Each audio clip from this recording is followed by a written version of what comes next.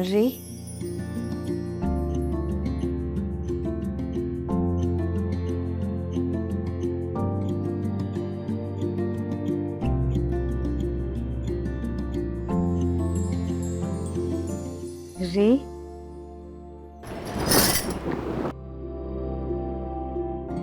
ಏನ್ ಹಾಗೆ ನೋಡ್ತಾನೆ ನಿಂತ್ಬಿಡ್ರಿ?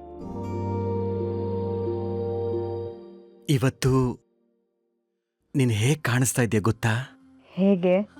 ಸಾಕ್ಷಾತ್ ದೇವತೆ ಹಾಗೆ. ಎಷ್ಟು ನೋಡಿದ್ರೂ ನನ್ನ ಕಣ್ಣುಗಳಿಗೆ ತೃಪ್ತಿನೇ ಆಗ್ತಾ ಇಲ್ಲ.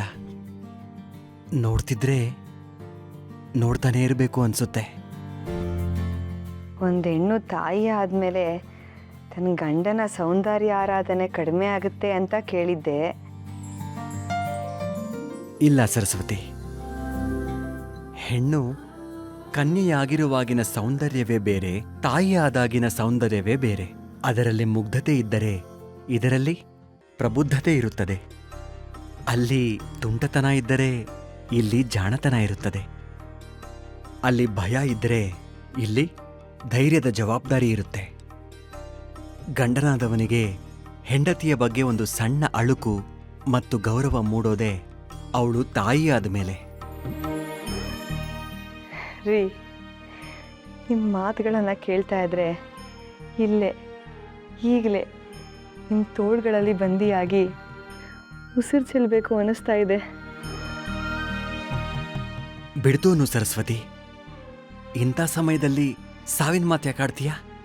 ಹಾಗಲ್ಲ ರೀ, ಒಂದು ಹೆಣ್ಣಿಗೆ ತನ್ನ ಗಂಡನಿಂದ ಇದಕ್ಕಿಂತ ಪ್ರೀತಿ ಬಿಟ್ಟು ಇನ್ನೇನು ಬೇಕು? ಸರಸ್ವತಿ, ಪ್ರೀತಿ ಹಾಲಿನ ಹಾಗೆ ಉಕ್ಕಿ ಚೆಲ್ಲೋದಲ್ಲ. ಕುದಿಸಿದಷ್ಟು ಪಾಕ ಆಗುವ ರಸದಾಳೆ ಕಬ್ಬಿನ ರಸದಂತೆ.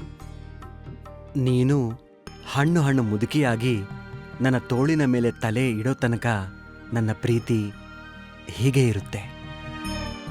ಹೋಗ್ತಾ ಹೋಗ್ತಾ ಇನ್ನು ಪಕ್ವವಾಗುತ್ತೆ.